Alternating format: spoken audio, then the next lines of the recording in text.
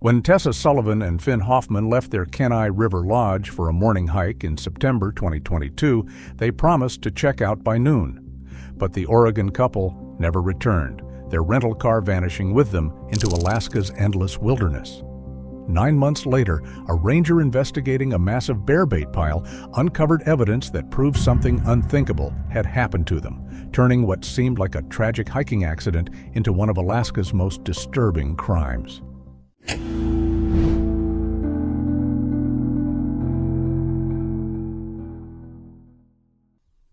On the morning of September 12, 2022, a persistent, cold drizzle was falling over Cooper Landing, Alaska, slicking the gravel paths between the rustic cabins of the Kenai River Lodge. Brenda Riley, the lodge's manager for the better part of 2 decades, was on her checkout rounds. She carried a clipboard and a stoic patience honed by years of dealing with tourists who operated on their own, often unpredictable schedules. The occupants of Cabin 7, a young couple from Oregon named Tessa Sullivan and Finn Hoffman, were due to depart by 11 a.m. It was now approaching noon, and their designated parking spot was empty, but the key had not been returned. Brenda knocked firmly on the solid wood door of the cabin. There was no answer. She called out their names, her voice sounding flat against the quiet backdrop of the dripping forest. After a second knock yielded only silence, she used her master key. The interior was still and cool. At a glance, it was clear this was not a room that had been vacated. On the small table near the window sat a well-thumbed copy of a guidebook, Sibley Birds of the Pacific Northwest, a page marked with a receipt from a coffee shop in Anchorage. A woman's light jacket was draped over a chair. In the small bathroom, toothbrushes were still in a cup by the sink, and a bottle of shampoo was uncapped in the shower. 2 large suitcases, one blue and one black, stood against the far wall, both appearing to be fully packed, as if for a departure that never began. The only things missing were the people themselves and their rental car. Brenda felt a familiar knot of unease. It wasn't uncommon for guests to lose track of time on a final morning hike, but leaving all their luggage behind was deeply irregular. She decided to give them a few more hours. By late afternoon, with no sign of the couple, she tried calling the cell phone number on their reservation form. It went straight to voicemail. The next 24 hours passed in a state of growing anxiety for Brenda. She checked the cabin periodically, the scene within remaining unchanged, a static tableau of interrupted life. Finally, on the afternoon of September 13th, she made the call she had been dreading. She contacted the Soldotna Dispatch for the Alaska State Troopers.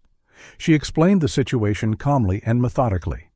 The guests, Tessa Sullivan, 27, and Finn Hoffman, 28, had been gone for over a day, their checkout missed, their belongings left behind, their rental vehicle absent. The information was passed to Sergeant Miles Corrigan, a veteran trooper whose entire career had been spent navigating the unique challenges of law enforcement in the vastness of the Kenai Peninsula.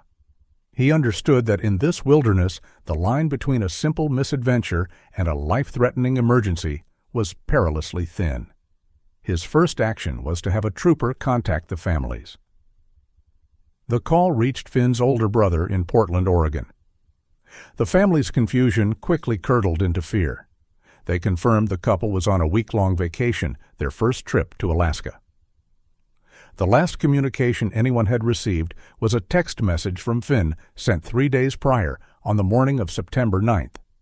It was brief and cheerful, stating they were excited to be heading out for a day hike on a place called the Slaughter Gulch Trail.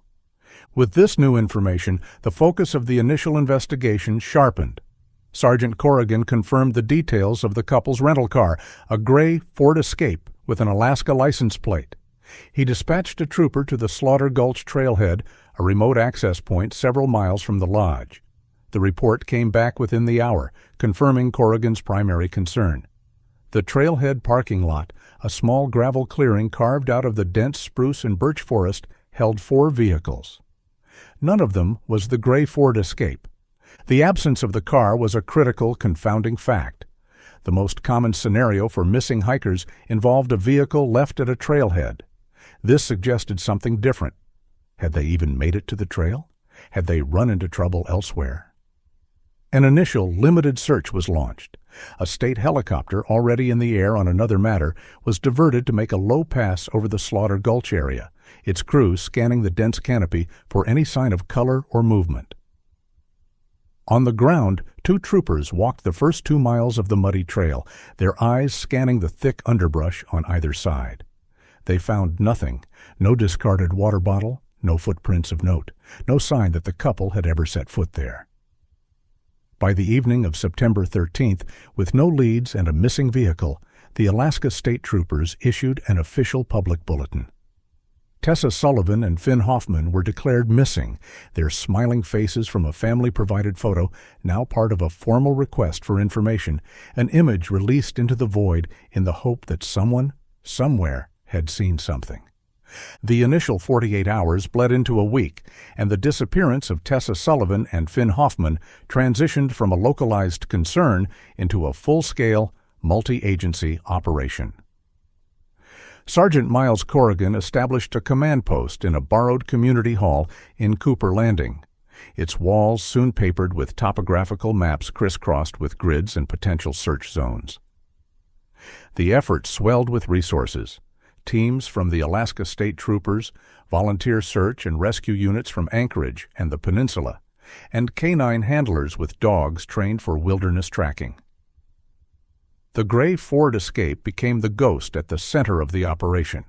Its absence was a tactical void that no amount of manpower could fill. Every search theory slammed into the same logical wall. If they were lost in the woods, where was their car? Investigators began the painstaking process of building a profile of the missing couple, hoping their habits or history might illuminate their last movements. Phone calls to friends and family in Oregon painted a consistent picture. Tessa, a graphic designer, was described as meticulous and joyful, the planner of the duo. Finn, a software engineer, was more spontaneous and adventurous, always pushing for the road less traveled. They were both physically fit and had considerable hiking experience in the Cascade Mountains of the Pacific Northwest. They understood gear, pacing, and the importance of being prepared. But Alaska, their families stressed, was a different beast. They were rookies in a professional league of wilderness. They had read books and watched documentaries, but they possessed no practical experience with the scale, the predators, or the unforgiving nature of the Alaskan backcountry. It was Tessa's sister who provided the photograph that would soon become ubiquitous. She emailed the troopers a candid shot of Tessa and Finn taken on a hike a year earlier. In it, they are vibrant and alive, beaming at the camera, Finn's arm wrapped protectively around Tessa. The image was perfect for media distribution. It was clear, happy, and deeply human. It put a face to the names, transforming them from a statistic into a couple anyone could know, a son and daughter, a brother and sister. The photo ran on Anchorage news channels and was shared across social media, accompanied by pleas for any information about the couple or their missing gray Ford Escape. At the command post, Corrigan and his team wrestled with diverging possibilities. The first and most benign theory was that the couple had simply changed their minds. Perhaps the Slaughter Gulch Trail seemed too crowded or unappealing, so they drove on, seeking a more secluded spot. They could have taken one of the countless unmarked logging roads or spur trails that splinter off the main highway, their car now broken down or stuck in a place no one would think to look. This scenario, however, didn't account for their failure to contact anyone or check out of their lodge.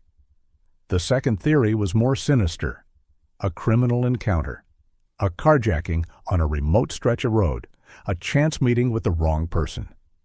This would explain the missing vehicle, but such violent random crime was relatively rare in the area. Still, it couldn't be dismissed. The search itself was a brutal, frustrating slog. The Alaskan autumn was closing in with grim finality. The initial days of crisp air gave way to a persistent, bone-chilling rain that saturated the ground and turned gentle slopes into slick mudslides. Searchers moved through dense thickets of alder and devil's club, their progress measured in feet per hour, their shouts of "Tessa! Finn!" absorbed by the wet, heavy foliage. The dogs, effective in open terrain, struggled in the dense, scent-saturated environment, their handlers growing increasingly frustrated. Every potential clue, a broken branch, a scuff mark on a rock, was scrutinized, but none led anywhere definitive. The vastness of the landscape was demoralizing. A helicopter could fly for an hour and see nothing but an uninterrupted sea of green and brown, a wilderness that could swallow two people without a trace. Then, on the 8th day of the search, a flicker of hope. A call came in from a small isolated gas station and diner about 60 miles south of Cooper Landing. The attendant, an elderly man named Walter, was adamant.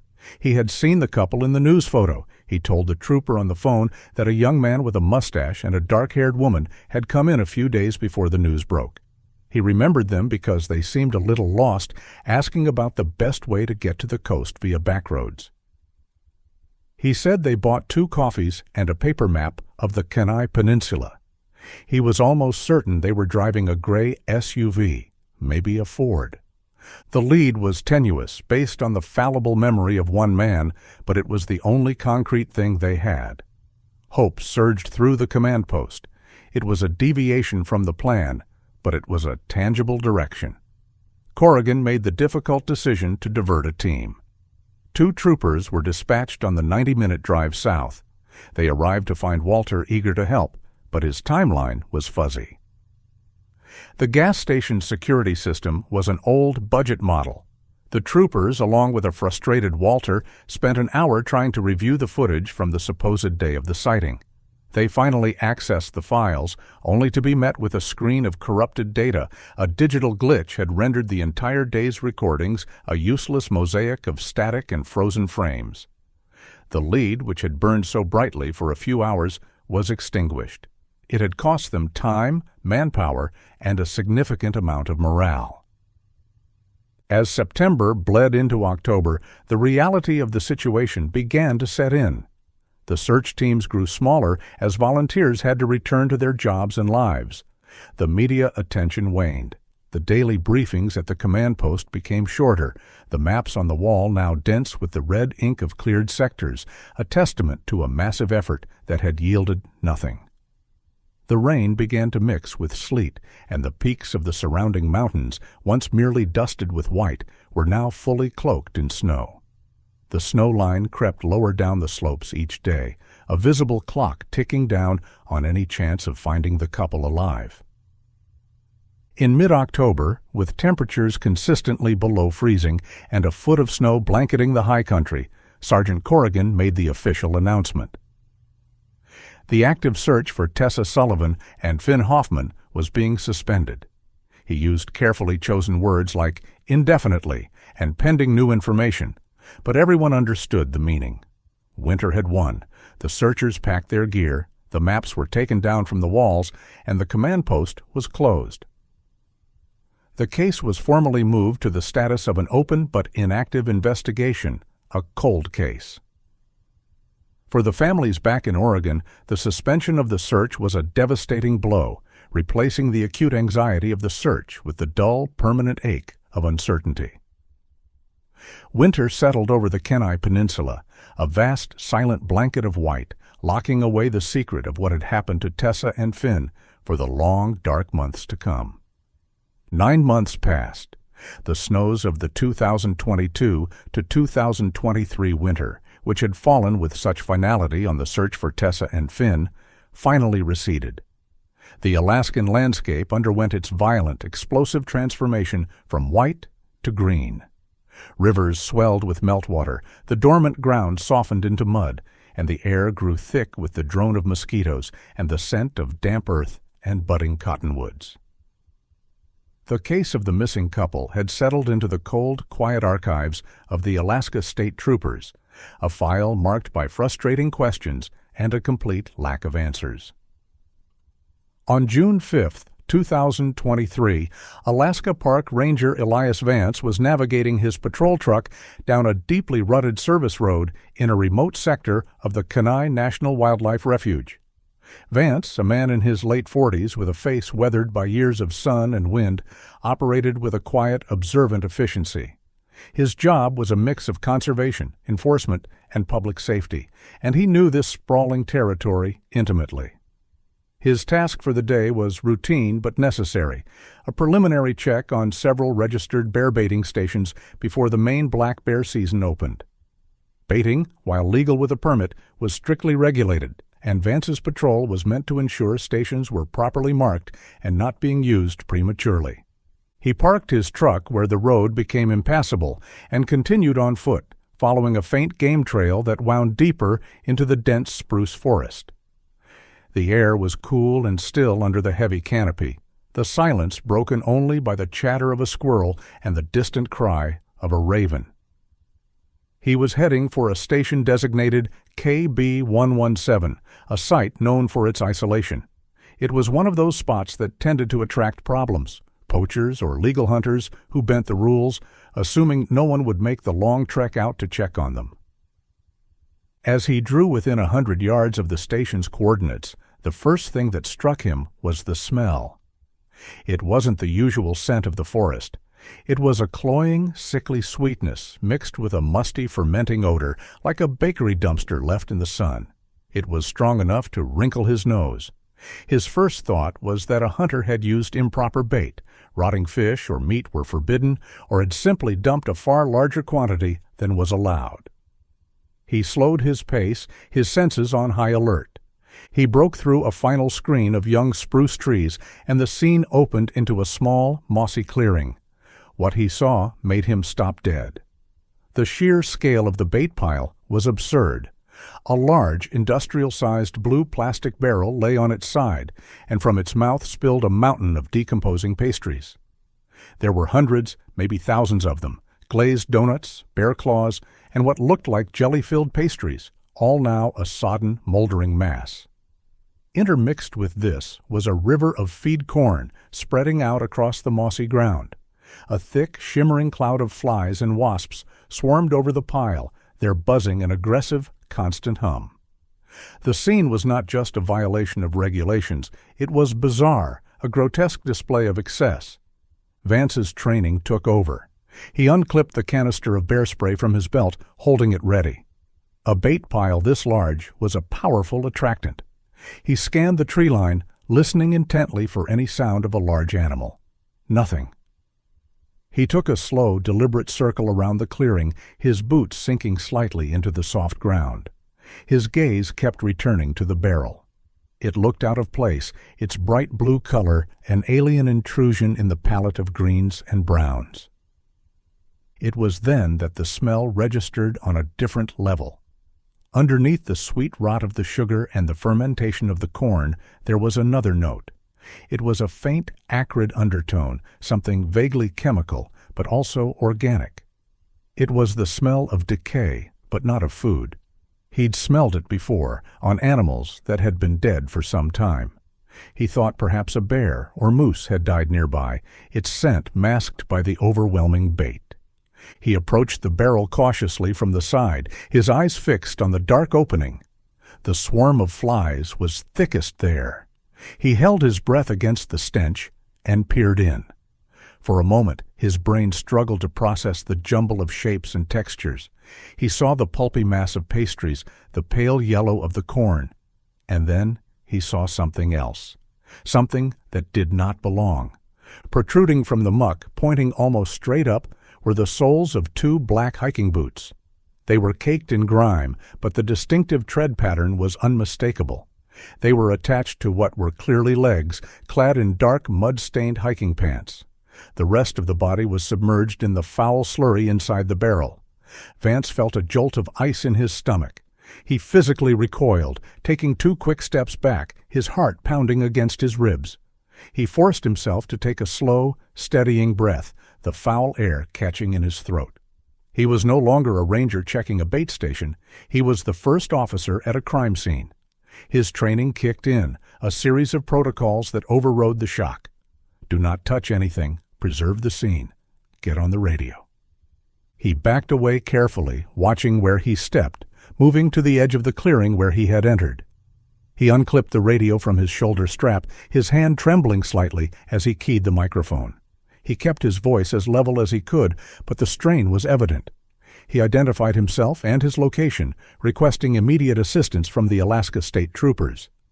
He reported a suspected 1054, a dead body.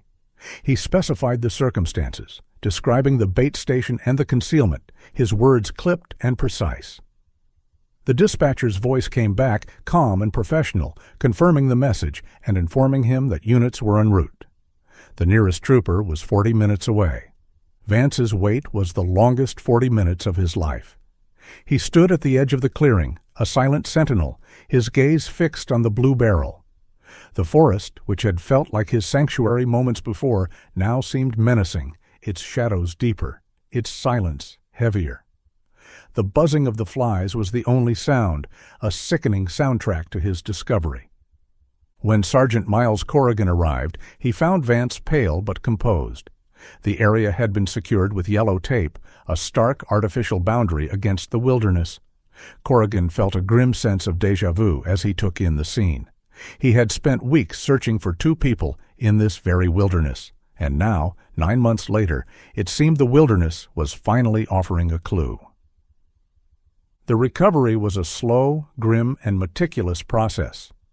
A team from the State Crime Lab was flown in by helicopter. They photographed and documented every aspect of the scene, the position of the barrel, the distribution of the bait, the insect activity. Finally, 2 investigators carefully removed the body from the barrel. It was a male, fully clothed in hiking gear that had been ravaged by moisture and decay. The body was respectfully placed in a bag for transport to the State Medical Examiner's office in Anchorage. 2 days later, Sergeant Corrigan sat at his desk, staring at the preliminary report. Dental records had confirmed the identity. The body found in the blue barrel was Finn Hoffman. But as Corrigan read on, the case he thought he was finally beginning to understand was shattered and reformed into something far more monstrous. The medical examiner was unequivocal on 2 points. First, the cause of death was not an animal attack, nor was it an accident. Finn Hoffman had died from massive blunt force trauma to the back of his head. He had been murdered. Second, and most disturbingly, was the time of death versus the state of decomposition. The body showed signs of having been exposed to the elements for only a short period, perhaps 1 to 2 weeks at most. For the other 8.5 months of the 9 months he had been missing, Finn Hoffman's body had been preserved somewhere cold, frozen. The implications were staggering. Finn and Tessa hadn't just gotten lost, they had met with a killer who had murdered Finn, then stored his body all winter like a piece of meat in a deep freeze before deciding to dump it in the most bizarre and remote of locations. The entire foundation of the investigation crumbled. This was not a story of a tragic accident in the wilderness. This was a calculated homicide. And as this horrifying new reality settled in, one question eclipsed all others. If the killer had kept Finn's body on ice all winter, where was Tessa Sullivan? The confirmation that the body in the barrel was a murdered Finn Hoffman and that he had been recently deposited there sent a shockwave through the investigation. Sergeant Miles Corrigan's office, which had been a quiet repository for a cold case file, roared back to life. The maps went back up on the walls, but the grids were different now. The search was no longer for lost hikers. It was for a second victim and a killer. The discovery had answered the question of what happened to Finn, but it had spawned a host of more terrifying questions. Where was his body kept for 9 months? Why move it now? And above all, what had become of Tessa? The new reality forced investigators to confront 2 horrifying possibilities regarding Tessa Sullivan. The first was that she had met the same fate as Finn, and her body was still hidden, perhaps in the same cold storage location where Finn's had been kept, or disposed of in an entirely different manner.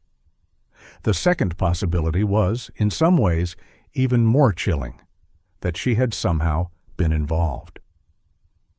In the cold calculus of homicide investigation, the partner is always considered. Could a dispute between the couple have turned deadly, leading Tessa to kill Finn and flee? This theory seemed wildly inconsistent with everything they knew about her and the couple's relationship. But in the absence of evidence, no theory could be discarded.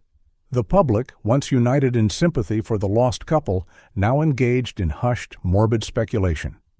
The immediate focus of the investigation narrowed to the crime scene itself, the blue barrel and the mountain of bait. Every element was a potential clue. The bait station, KB117, was officially registered to a man named Silas Croft, a 58-year-old hunting outfitter who ran a small, struggling guide service from his home on the outskirts of Soldotna. Croft was a known quantity to local law enforcement, a cantankerous and solitary figure who had had minor run-ins over hunting regulations in the past. He was precisely the kind of person who might have the skills and the temperament to navigate the backcountry with ease and avoid detection. 2 troopers brought Silas Croft in for questioning. He arrived at the Soldotna post looking annoyed and inconvenienced, his weathered face set in a permanent scowl. He sat across from Corrigan, his arms crossed defensively over his chest. His story was simple and delivered with gruff impatience. He confirmed he held the permit for KB117, but he claimed he hadn't used it or even visited it since the previous autumn.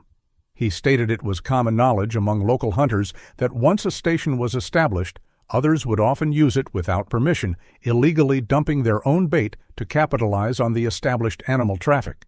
He called it piggybacking and said he'd given up trying to police it years ago. When Corrigan pressed him for an alibi for the estimated time of the body dumping, a 2-week window in late May, Croft's answers became vague. He lived alone. He spent his days working on equipment, scouting locations, or simply minding his own business. He couldn't produce receipts, witnesses, or any concrete proof of his whereabouts for any specific day in that period.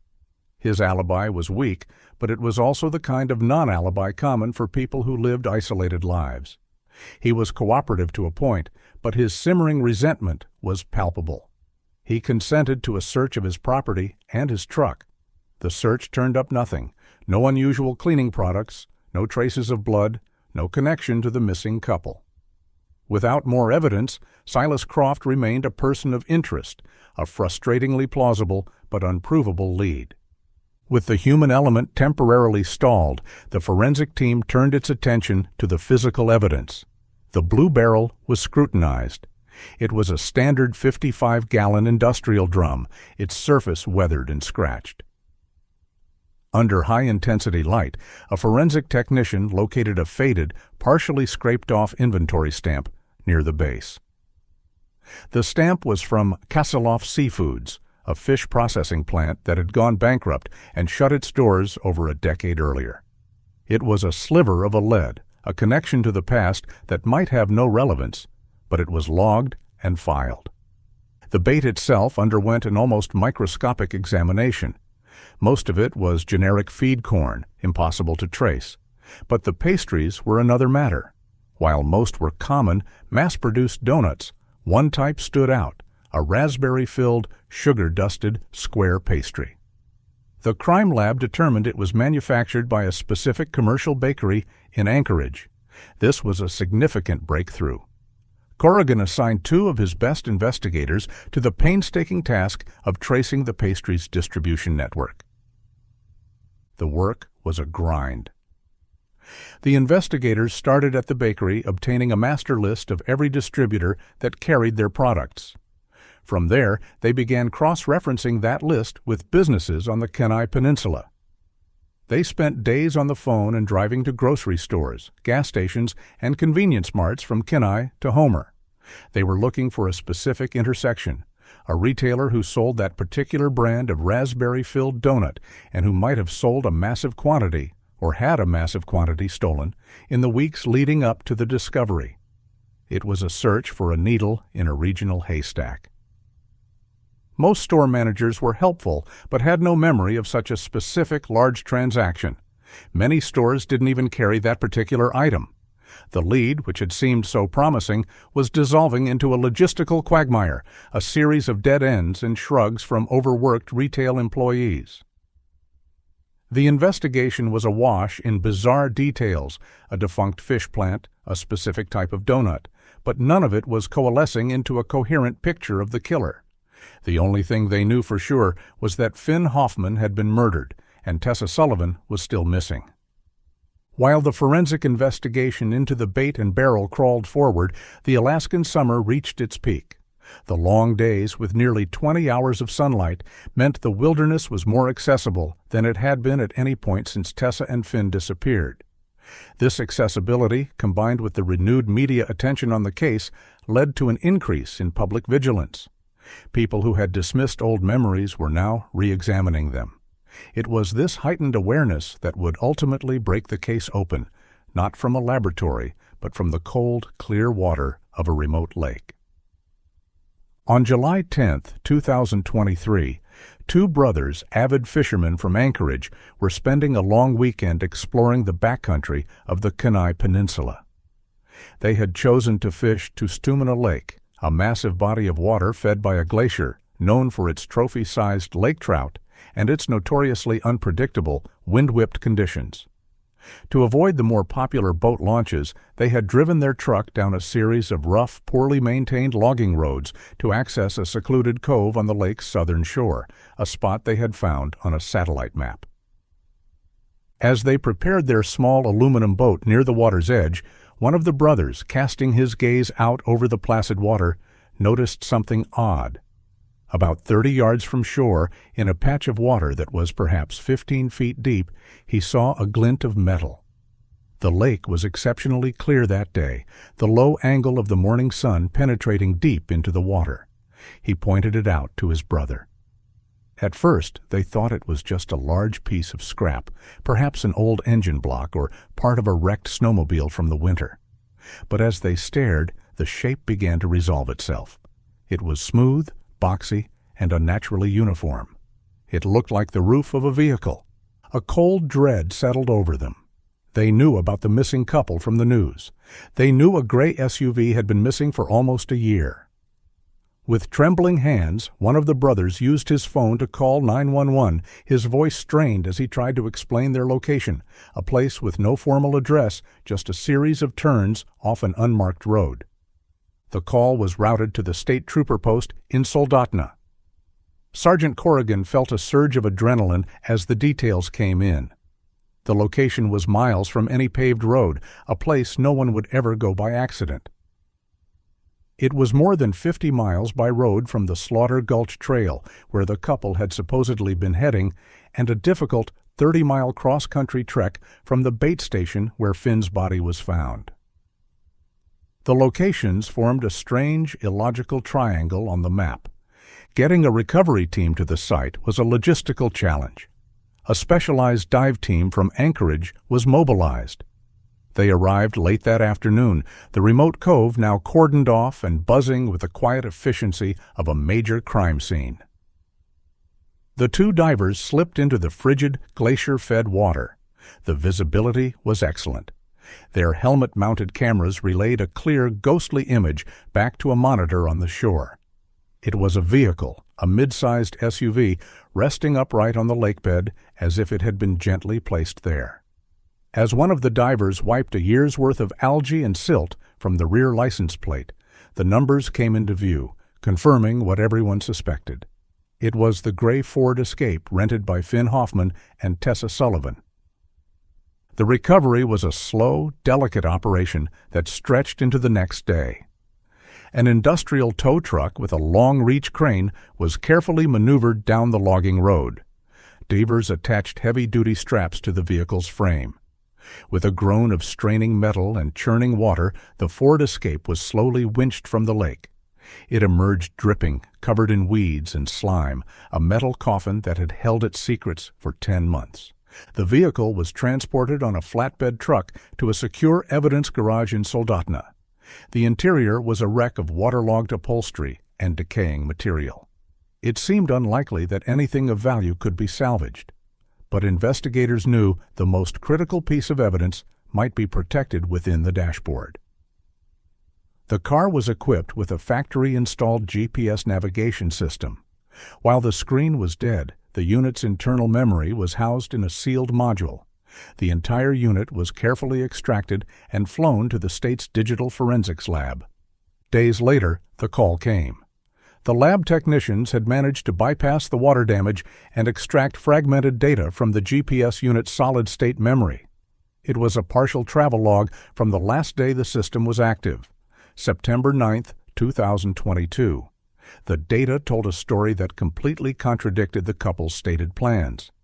At no point on that day did the vehicle travel towards the Slaughter Gulch Trail.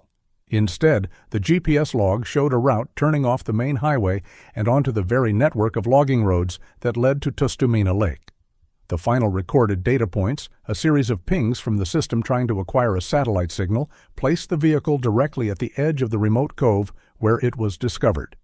They had driven themselves to the place where their car was scuttled. This was the key Corrigan had been missing. He pulled up the property ownership maps for the area surrounding the cove. The GPS data showed the Ford Escape's last position was at the very boundary of a large, privately owned tract of land. The parcel was over 100 acres of dense, undeveloped forest. Corrigan ran the owner's name, Alistair Finch. The name meant nothing to him. On a hunch, he pulled the old, seemingly irrelevant file on the Castleoff Seafoods bankruptcy. He cross-referenced the list of individuals and companies who had purchased surplus equipment at the liquidation auction over a decade ago. His finger ran down the list of buyers. And there it was. Alistair Finch had purchased 3 pallets of miscellaneous equipment, a lot that included, according to the auction manifest, assorted plastic drums, barrels. The 2 disparate threads, the barrel from the woods and the car from the lake, had just been tied together, pointing to one man and one piece of land. The name Alistair Finch was an unknown quantity, a ghost in the system. Sergeant Corrigan began to dig, pulling together the disparate threads of public records to build a picture of the man who owned the land where all the evidence now pointed. Finch was 68 years old. He had no criminal record in Alaska, nor any significant history in the lower 48. He had purchased the 120-acre parcel of land near Tustumena Lake 20 years prior, paying cash. Property tax records were his only consistent footprint. He had no active hunting or fishing licenses. He seemed to live completely off the grid, a modern-day hermit. Corrigan dispatched a trooper to make a discreet inquiry in the nearest small town, a place where local knowledge often filled the gaps in official records. The trooper spoke with the postmaster and the owner of the general store. The picture that emerged was consistent. Alistair Finch was known, but not known well. He came into town once every few weeks for supplies, always paying in cash, his interactions brief and devoid of pleasantries. He was described as quiet, gaunt, and perpetually wary, a man who looked at the world through suspicious eyes. The store owner recalled that Finch was intensely private, and there were local rumors that he had set up man-traps and other deterrents on his property to discourage trespassers. He had moved to Alaska 2 decades ago, some said, after a profound personal tragedy, the loss of his wife and child in a car accident, seeking solace in total isolation. The pieces were now locked in place. The GPS data put the couple's car at the edge of Finch's property. The barrel used to conceal Finn's body was of a type Finch had purchased. The man himself was a recluse with a reputation for being paranoid about trespassers. It was a powerful chain of circumstantial evidence. Corrigan knew he had enough. He spent a day compiling the affidavit, laying out every piece of the investigation, from the discovery of Finn's body to the GPS logs to the auction manifest from the defunct fish plant. A judge reviewed the warrant and signed it without hesitation. The raid was planned with tactical precision. Given Finch's reputed paranoia and the potential for him to be armed and hostile, Corrigan assembled a team of 6 troopers, including members of the tactical unit. They staged at a rendezvous point a few miles away, planning their approach for dawn. They would use the same logging roads the couple had taken, their heavy-duty vehicles making short work of the rough terrain. As the sun cast its first pale light over the mountains, the troopers' vehicles rolled to a stop at the edge of Finch's property. A crude, hand-painted, "No Trespassing" sign was nailed to a tree. The property was a fortress of foliage, the cabin invisible from the road. The team moved in on foot, spreading out as they advanced through the dense woods. They found the cabin situated in a small, messy clearing. It was a simple log structure with smoke curling faintly from its stone chimney. Corrigan hailed the cabin, announcing their presence and the search warrant. There was no response. After a second, louder call went unanswered. The tactical team breached the door. They found Alistair Finch sitting in a wooden chair at a small table, a cup of coffee in his hands. He showed no surprise, no fear, no anger. He looked up at the armed troopers flooding into his home with a look of weary resignation, as if he had been expecting them for months. The search of the property began. While Finch sat silently under guard, the troopers methodically worked their way through the small, cluttered cabin and the outbuildings. In a rickety shed behind the main cabin, they found a large, commercial-grade chest freezer. It was running, its motor humming loudly in the quiet morning. A trooper opened the heavy lid. It was empty, but it had been recently and inexpertly cleaned. A forensic technician later sprayed the interior with luminol, and the freezer lit up with the unmistakable blue-green glow of chemical residue, indicating the presence of a significant amount of blood. The most damning discovery came from a small, padlocked storage locker built into the side of the main cabin. After cutting the lock, a trooper swung the door open. The locker was dark and smelled of mildew. In the corner, behind a stack of old tarps, was a small, faded turquoise backpack. It was caked with dirt, but instantly recognizable from the family's description. Corrigan carefully opened the main pouch. Inside, among a few trail bars and a bottle of insect repellent, was a small wallet. He opened it and found the driver's license. The face staring back at him was Tessa Sullivan's. With the discovery of the backpack, the silent standoff with Finch ended. Corrigan confronted him, placing the turquoise pack on the table in front of him. For the first time, a flicker of emotion crossed Finch's face, a deep, shuddering sigh of defeat. The dam of his long-held silence broke.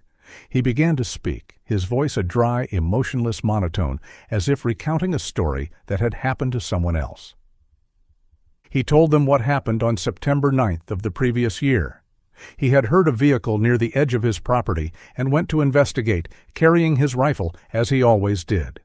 He found the gray Ford Escape, its wheels sunk deep in a muddy patch of the road. A young couple, Finn and Tessa, were trying to dig it out. They looked relieved to see him and asked if they could use a phone or if he could help pull them out. Finch, his mind steeped in paranoia and a fierce territoriality, saw them not as people in need, but as intruders, a threat to his isolated world. He refused to help and ordered them off his land. An argument started. According to Finch, Finn became angry and frustrated, yelling at him for his lack of compassion. Finch claimed Finn took a step towards him, lunging. In that moment of perceived threat, Finch reacted instinctively. He didn't fire the rifle. He swung it like a club, striking Finn squarely in the back of the head. Finn collapsed to the ground, instantly still. Finch described the aftermath with the same chilling detachment. He knew he had killed him. He turned his rifle on the screaming, hysterical Tessa and forced her back to his cabin. He locked her inside.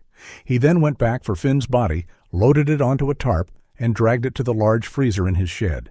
He put the body inside, locked it, and then drove the couple's Ford Escape to the deep cove on the lake and let it roll into the water, watching it sink beneath the surface. He held Tessa captive in his cabin through the entire fall and the long, dark winter. He never explained his motive beyond a vague sense that he couldn't let her go, that she was now a part of the terrible secret he had to keep. Then in late May, as the world outside began to thaw, she saw her chance. While Finch was outside chopping wood, she managed to force a window open and flee, disappearing into the vast, unforgiving wilderness that surrounded the property. Finch admitted he searched for her for a day, but then gave up. He knew that with the thaw, he couldn't keep Finn's body in the freezer indefinitely. He panicked. He loaded the frozen body into his truck, drove it to the remote bait station, and dumped it in the barrel, surrounding it with bait, in a desperate, foolish hope that bears would find it and destroy the evidence of his crime. He told the investigators he had no idea what happened to Tessa after she ran. He just knew she was gone. Alistair Finch's confession shifted the focus of the investigation one last tragic time. He was arrested and transported to Anchorage, his isolated world now reduced to a sterile interrogation room and a holding cell. Back at his property, a new search commenced, but this one was different. It was no longer a broad, speculative hunt across the Kenai Peninsula. It was a grim, targeted search for the remains of Tessa Sullivan. Based on Finch's account of the direction she fled, Sergeant Corrigan established a 5-mile radius around the cabin, a vast and punishing expanse of dense forest, swampy muskeg, and steep, rocky terrain. For weeks, search teams, guided by trackers and accompanied by cadaver dogs, meticulously combed the area.